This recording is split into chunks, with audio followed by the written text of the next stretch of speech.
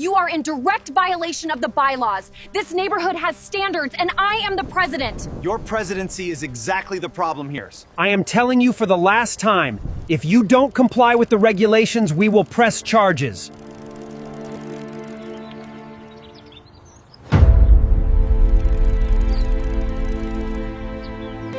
Look at this mess.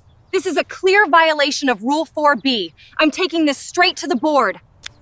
Shh, it's okay, sweetie. I'm here. It's gonna be okay. Shh, it's okay, honey, don't cry. I don't care what he told you. You are in direct violation of Ordinance 3B. You are destroying the neighborhood with this vandalism. I demand they be arrested. Ma'am, the chalk washes off. You need to How dare you do this in front of my children? Ma'am, you need to step back and calm down. We can't proceed with the vote until the minutes are approved. Sit down. That's completely irrelevant to the election. You're right. This whole process has been compromised. She actually thought the police would take her side. After all that shouting, she's finally getting what she deserves. It's really... The first time anyone in the neighborhood saw 6-year-old Lily riding her tiny pink bicycle across the cul-de-sac, they probably thought she looked harmless. Tiny helmet, training wheels rattling against the pavement. Apple of a backpack bouncing behind her like she was headed off on some great adventure.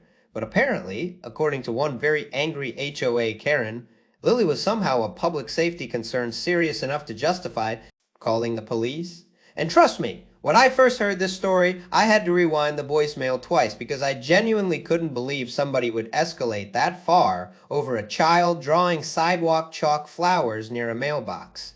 But here's where the story becomes absolutely insane. That Karen had no idea Lily's father had just been elected the brand new HOA president less than 24 hours earlier, and the second he found out what happened, the entire power structure of that neighborhood started collapsing in real time. Honestly, this story felt less like a normal HOA dispute and more like watching someone light a match inside a fireworks factory. And the worst part? Karen herself unknowingly handed him every piece of evidence he needed. True, the neighborhood sat just outside a wealthy suburban development where every driveway looked freshly pressure washed and every lawn seemed trimmed with surgical precision. The HOA loved rules more than most people loved their families. There were regulations about fence colors, garbage can placement, mailbox decorations, basketball hoops, holiday lights, and even the exact approved shade of mulch residents could use in their flower beds. It was the kind of place where retirees patrolled the sidewalks like unpaid security guards, and Facebook neighborhood groups exploded into full civil wars over grass height. Honestly, everybody knows at least one neighborhood like this. The type where people act like owning a clipboard suddenly turns them into federal agents. Ethan Hopper had only moved into the community 8 months earlier with his daughter Lily after a brutal divorce forced him to start over. He worked remotely as a corporate compliance attorney, which meant he spent most of his days inside his home. Office buried under contracts and legal documents while simultaneously trying to raise a 6-year-old on his own. And despite everything, he actually liked the neighborhood at first. The streets were quiet, the schools were excellent. And Lily finally seemed happy again after months of emotional chaos. She spent afternoons riding her bicycle, drawing chalk art across the sidewalks, and chasing fireflies near the community pond, while Ethan handled conference calls. Inside, but every HOA neighborhood has one person who acts like they were personally appointed ruler of the entire subdivision. In this case, that person was Denise Wheeler. 3. Denise was the self-appointed queen of Maple Glen Estates. Nobody technically elected her to that position emotionally, but she definitely elected herself mentally. She served on the HOA board for almost 7 years and treated every minor inconvenience like a criminal investigation. She carried violation forms in her SUV the way police officers carried parking tickets. People whispered about her constantly. Residents joked that Denise probably measured lawns at night with a ruler and flashlight, and honestly, they probably weren't exaggerating. The first conflict started over sidewalk chalk. Lily had drawn colorful flowers and cartoon butterflies across the cul-de-sac during a sunny Saturday afternoon, while several neighborhood kids played together nearby. It looked like something straight out of a family commercial. But Denise came storming down the sidewalk, acting like she'd discovered a gang-related crime scene. She started photographing the chalk drawings from multiple angles while muttering about community appearance standards and property value concerns. Bro, hearing that alone already made me lose my mind. Imagine being so miserable that sidewalk chalk from children becomes your personal villain of origin story. Ethan came outside after hearing Lily crying near the driveway. Denise immediately switched into aggressive HOA mode, pointing toward the pavement like she was presenting evidence in court. She claimed the chalk created visual pollution and accused Ethan of allowing unsupervised vandalism on shared HOA property. Ethan stayed calm at first because he genuinely assumed this woman had to be joking. I mean, who seriously calls children's chalk drawings vandalism? But Denise wasn't joking. She threatened fines within the first 2 minutes of the conversation. 4. Now, Ethan wasn't the type to scream at people or create scenes. In fact, several neighbors later admitted he was almost unusually patient throughout the entire ordeal. He simply explained that sidewalk chalk washed away naturally and that several other children regularly played in the same area. Most normal people would have realized they were overreacting and backed off right there. Denise doubled down instead. Over the following weeks, she began targeting Ethan constantly. Lily's bicycle being left near the driveway for 20 minutes became a violation notice. A small kiddie pool in the backyard became another violation notice. One afternoon, Denise even filed a complaint claiming Lily's laughter during a birthday party created excessive disturbance levels. And when neighbors started quietly defending Ethan, Denise began accusing the entire street of encouraging declining standards. That's exactly how people act in real life when tiny amounts of authority go straight to their heads. Meanwhile, something important was happening behind the scenes. The HOA board itself was falling apart internally. Residents were tired of endless fines, selective enforcement, and increasingly ridiculous policies. The previous HOA president had resigned after several financial transparency complaints surfaced during community meetings. Multiple homeowners wanted change, and surprisingly, many of them approached Ethan because of his legal background and calm personality. At first, Ethan refused. He already had enough stress balancing work and parenting, but after months of harassment targeting both him and Lily, he finally agreed to run for HOA president during the emergency election. Most residents quietly supported him because they were exhausted by Denise's behavior and the board's constant intimidation tactics. Denise underestimated him completely. 5. She assumed Ethan was too passive to challenge her authority. During HOA meetings, she regularly interrupted him, mocked procedural questions, and acted like she still controlled the board entirely. What she didn't realize was Ethan had spent his professional career dissecting contracts, investigating procedural violations, and documenting liability exposure for corporations. The calmer he looked, the more dangerous he actually became. The election happened on a Thursday evening inside the community clubhouse, and Denise lost control of the board in a landslide. Ethan officially became the new HOA president by the end of the meeting, though the paperwork and transition announcements wouldn't finalize publicly until Monday morning. Only a handful of board members knew the result immediately because the official notice still needed processing. Denise left the meeting furious.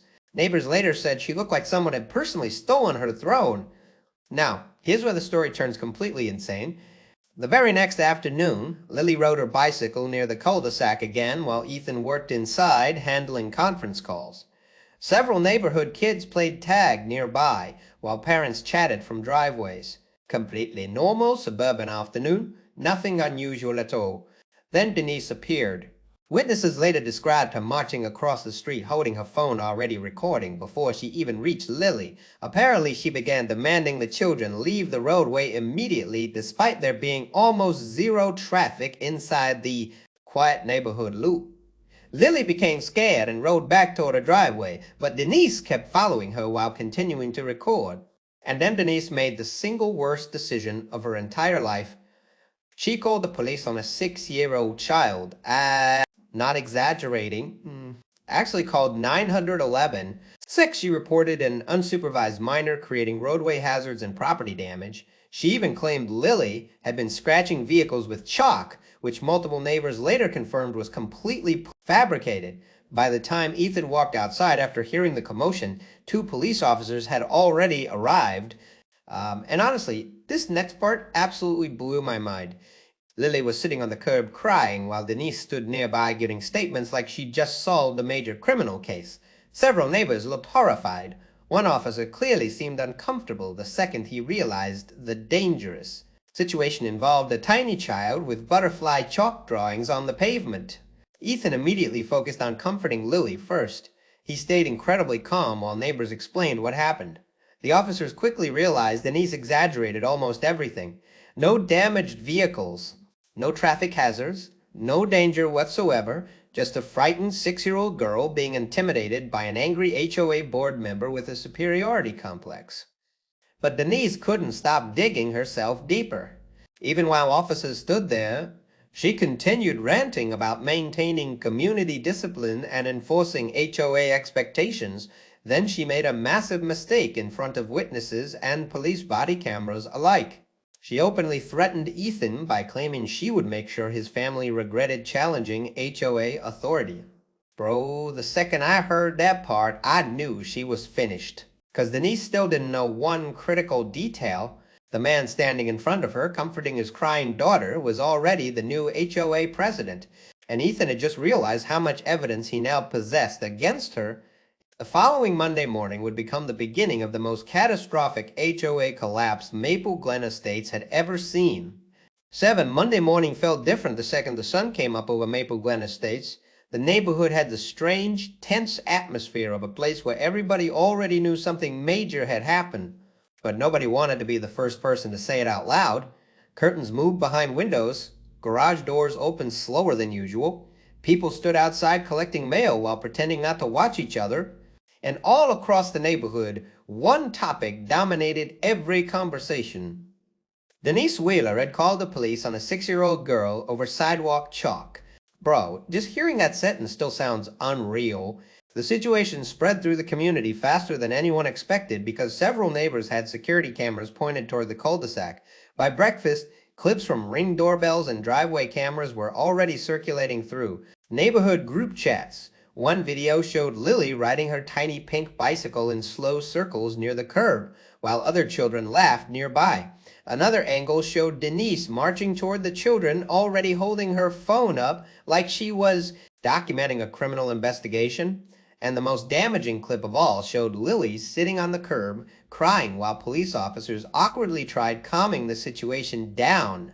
The reaction from homeowners was immediate. Parents were furious. Even residents who normally avoided HOA drama started openly criticizing Denise online and during morning walks. Families who had stayed silent for years suddenly began sharing their own experiences involving Denise's obsession with control. One neighbor talked about receiving violation notices because her trash can stayed visible 20 extra minutes after pickup. Another family revealed Denise once threatened fines over chalk drawings during a child's birthday party. An elderly veteran admitted Denise repeatedly complained about the small American flag hanging beside his garage because it was slightly outside approved dimensions. 8. That's exactly how these power-hungry HOA people operate in real life. They push and push until everybody gets tired of fighting back. But while the neighborhood exploded emotionally, Ethan Harper stayed calm. Too calm. And honestly, that scared Denise more than yelling ever could. Most people expected Ethan to start screaming during HOA meetings or posting angry rants online after what happened to Lily. Instead, he became incredibly quiet and focused. He comforted Lily, thanked the neighbors who defended her, and then disappeared into work mode. People forgot Ethan wasn't just another exhausted homeowner. He was a corporate compliance attorney who literally spent his career documenting misconduct, exposing procedural violations, and building airtight legal cases. The calmer he looked, the more dangerous the situation actually became. Monday afternoon, the official HOA announcement email finally arrived in every resident's inbox. Ethan Harper had officially become the new HOA president. The neighborhood reaction was almost celebratory. Homeowners who barely interacted before suddenly congratulated Ethan while walking dogs or checking mail. Several families personally thanked him for agreeing to take over the board. The previous administration had spent years creating fear instead of community, and people were desperate for change. Denise, however, completely unraveled. Multiple board members later admitted she spent hours flooding everyone with angry emails claiming the election process was unfair. She accused residents of conspiring against her and demanded recounts despite losing by a huge margin. But the votes were legitimate, documented properly, and legally binding under HOA bylaws. There was nothing she could do. And then Ethan started reviewing old HOA records. That's when the real nightmare for Denise began. 9. At first, he simply wanted to understand how the board previously handled violations and enforcement procedures. But after only a few hours reviewing files, patterns started appearing everywhere. Denise had issued hundreds of citations over the years, but they weren't evenly enforced. Certain residents received constant violations for tiny issues, while others were ignored completely. Homeowners Denise personally disliked somehow faced repeated fines over harmless problems. Meanwhile, her close friends regularly violated the same rules without consequences. Bro, that alone already sounds corrupt, but it got worse. Ethan discovered Denise repeatedly skipped mandatory warning procedures required under state HOA law before issuing penalties. Some homeowners were threatened with legal action without proper hearings. In several cases, fines continued accumulating even after residents corrected the original issues. There were missing financial records tied to enforcement expenses. Legal notices had been approved without full board votes. And every document Ethan opened seemed to expose another layer of abuse hiding beneath years of HOA intimidation. The deeper he dug, the uglier everything became. Instead of keeping his discoveries private, Ethan quietly began contacting affected homeowners directly. One retired couple learned they owed thousands less than previously claimed because Denise had improperly added penalties. Over landscaping complaints, another single mother discovered repeated parking violations against her family had never been legally enforceable in the first place. Residents who spent years terrified of the HOA suddenly realized many of the threats against them were built on shaky legal ground, and the entire neighborhood atmosphere started changing. People stopped acting afraid. 10 families began talking openly during evening walks. Neighbors who rarely interacted suddenly shared stories outside mailboxes and driveways. For years, Denise maintained power because homeowners believed nobody else would stand up to her. But once residents saw Ethan calmly dismantling her authority piece by piece, the fear started disappearing. Denise noticed immediately. She began confronting neighbors publicly whenever she overheard conversations about the HOA investigation. Witnesses described her pacing through the neighborhood furiously, demanding loyalty from residents who once obeyed her. Automatically, she accused Ethan of manipulating the community and destroying property values. She even tried organizing a petition demanding his removal as president. Almost nobody signed it. That was incredible because Denise still hadn't realized the biggest problem wasn't Ethan anymore. The problem was that homeowners had finally stopped being intimidated by her. And then Ethan made the announcement that changed everything. A special HOA meeting would be held Friday evening at the community clubhouse. Every homeowner was invited. Full financial reviews and enforcement investigations would be discussed publicly. And suddenly the entire neighborhood understood something huge was about to happen because Ethan wasn't preparing for an argument. He was preparing for a reckoning. Friday night, the Maple Glen clubhouse overflowed with residents. People lined the walls, holding phones, whispering nervously while Denise sat near the front, clutching thick folders like they could somehow save her. But the second Ethan connected his laptop to the projector, the entire atmosphere changed. And one by one, he exposed everything. 11. Violation histories appeared on the screen showing Denise repeatedly targeting certain families while ignoring identical issues involving her friends. Financial summaries revealed improperly approved legal expenses. Security footage from the police incident played silently while homeowners watched Lily crying beside her tiny bicycle. The room became completely silent. Then Ethan displayed the police body cam transcript where Denise threatened retaliation against his family for challenging HOA authority. Hearing those words out loud shattered whatever credibility she still had left. Bro, that moment must have felt absolutely brutal, but Ethan's final move destroyed her completely. He announced the HOA board had unanimously voted to remove Denise from all committee positions pending ethics review and possible legal investigation into past enforcement conduct. Several homeowners actually started applauding before the entire room joined in. Denise looked stunned. After years of controlling everyone through fear, she suddenly stood alone while the entire neighborhood turned against her. And for the first time in years, Maple Glen Estates finally stopped feeling like Denise's kingdom. The weeks after the clubhouse meeting felt almost surreal for the residents of Maple Glen Estates. For years, the neighborhood operated under constant tension, where homeowners worried more about violation letters than actually enjoying their homes. But once Denise lost her authority, the atmosphere changed faster than anyone expected.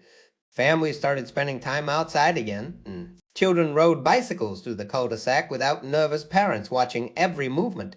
Sidewalk chalk art returned across driveways and sidewalk, covering the pavement with colorful flowers, cartoons, and handprints instead of fear. Neighbors who barely spoke for years suddenly gathered together during evenings, talking near mailboxes while kids played nearby.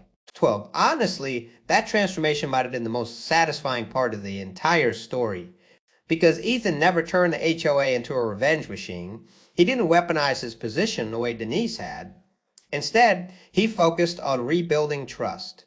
He introduced mediation policies before fines, simplified outdated regulations, and opened monthly meetings to all residents. And homeowners finally felt like the board worked for the community instead of against it. And Lily slowly became the heart of that change. One neighbor bought giant buckets of sidewalk chalk for all the kids on the street. Another family organized a small chalk festival near the cul-de-sac during summer weekends. The exact thing Denise once treated like criminal vandalism eventually became a neighborhood tradition families looked forward to every month. Meanwhile, Denise disappeared from community life almost completely. Rumors spread that she planned to move after realizing nobody supported her anymore. People stopped talking about her constantly because, honestly, they no longer needed to. The fear was gone, and every evening, neighbors would see Ethan walking beside Lily near the pond while she rode her little pink bicycle ahead, laughing freely. Again! No complaints, no police, just peace. Bro, stories like this explode online because almost everybody has dealt with someone who abuses tiny amounts of power just to control other people. And honestly, calling police on a 6-year-old over sidewalk chalk might be one of the craziest HOA Karen moments ever. But the best part is Ethan never screamed, threatened, or lost control. He stayed calm, gathered evidence, and let Denise destroy herself publicly. And that kind of revenge always hits harder because it feels completely earned. And now I want to hear from you guys. Have you ever dealt with a crazy HOA or Karen neighbor before? Drop your story in the comments. And don't forget to like, subscribe, and turn on notifications.